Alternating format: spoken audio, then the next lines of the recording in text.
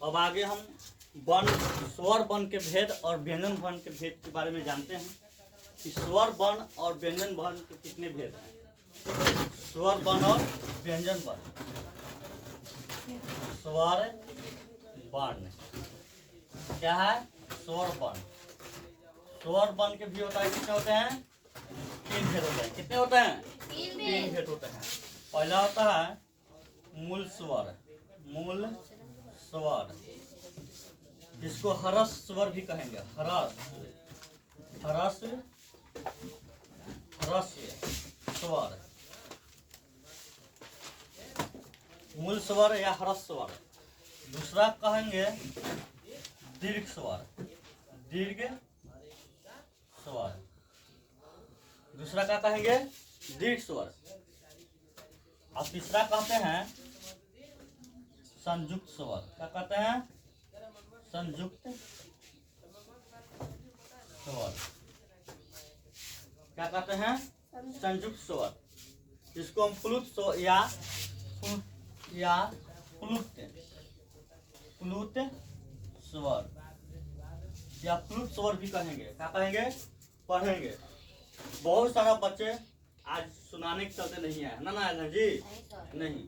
तो बताइए, जो बच्चे नहीं पढ़ेगा, नहीं घर पर जो होमवर्क यहाँ मिलता है घर पर नहीं याद करेगा, वो क्या होता? मास्टर दोषी है? नहीं, कभी भी मास्टर दोषी नहीं है। कछुआ खरगोश के देखा है कि नहीं कहानी? कछुआ खरगोश की कहानी देखा है कि नहीं? कछुआ क्या होता है? अपना धीमा चाल में चलते रहता है कि नहीं? और खरगोश क्या है? बहुत स्पीड में चलता है। और जब बाजी जब लगता है कि हम आगे पहुंच जाएंगे, तो कछुआ आगे, खरगोश आगे दूर जैसे चलता है तो कहता है कि हम बहुत दूर है कछुआ। क्या है? खरगोश सोचता है कि बहुत दूर कछुआ है। हम अब क्या करते हैं? एक पेड़ मिल जाता है, पेड़ के छाया में क्या होता है? वह सो जाता है। तो इसको क्या होता है? खरगोश को आलसी जगा देता है। क्या होता है? आलसी जगा देता है। जब तक वो उसको नींद खुलता है तो वो देखता है कि कछुआ क्या होता है? अपने मंजिल तक पहुंच जाता है और मैं पीछे ही रह गया। इसलिए कहा गया है कि मन लगा के पढ़िए ना, कछुए की चाल में चलिए, खरगोश की चाल में चलना जरूरी नहीं है। गति एक दिन में कम से कम 4 वर्ड में नहीं याद करेंगे, 4 व्याकरण याद करेंगे। जितना पढ़ावल जा रहा है उतना ही याद करेंगे, ज्यादा दिमाग लगाने की जरूरत नहीं है।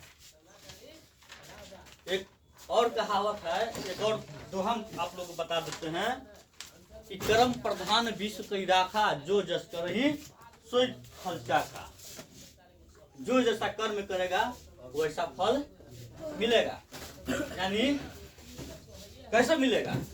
बढ़िया काम करेंगे, मन लगाएंगे, पढ़ेंगे, लिखेंगे, तो हमको गांव समाज अच्छा करेगा, अच्छा कहेगा कि नहीं? नगर गलती काम करेंगे, बुरा किसी पर नजर देखेंगे, किसी को नुकसान करेंगे, तो हमको समाज, गांव भर लोग हमको क्या करेगा? नफरत करेगा।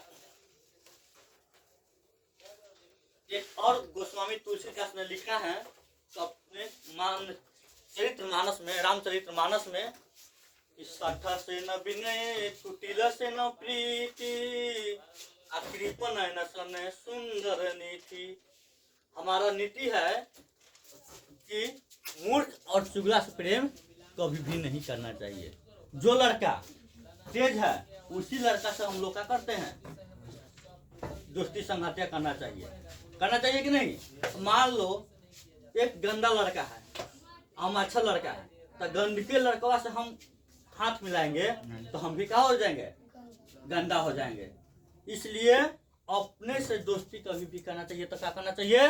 श्रेष्ठ करना चाहिए, बराबरी में कभी भी नहीं करना चाहिए। चाहे छोटा लोगों के साथ कभी भी हाथ नहीं बटाना चाहिए ना। अपने से बड़ों के साथ हाथ जोड़ने में, हाथ मिलाने में हमको ज्ञान बढ़ेगा, कुछ उसको से सीख मिलेगा, है ना। इसलिए हमको या हम लोगों को बड़े लोगों से क्या करना चाहिए? आदर पूर्वक बातचीत करना चाहिए और अपने से विद्वानों से क्या करना चाहिए, हाथ बढ़ाना चाहिए। और दोस्ती का हाथ बढ़ाने से हमको कोई दिक्कत नहीं होता है, और नहीं तो वह क्या होता है, हमको लाभ ही लाभ पड़ा होगा कि नहीं। अगला बात है व्यंजन वर्ण के बारे में बताएंगे। क्या बताएंगे, व्यंजन वर्ण, व्यंजन व्यंजन वर्ण क्या है, व्यंजन वर्ण। व्यंजन वर्ण के भी 3 भेद होते हैं। कौन कौन, पहला होगा स्पर्श व्यंजन, स्पर्श व्यंजन, स्पर्श व्यंजन। दूसरा होता है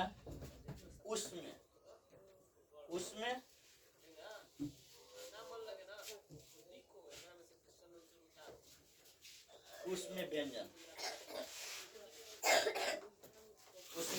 और तीसरा होता है अंतस्थ व्यंजन,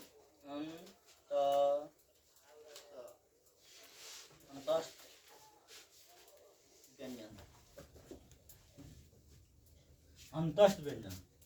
क्या होता है, व्यंजन वर्ण के कितने भेद होते हैं, 3 भेद होते हैं।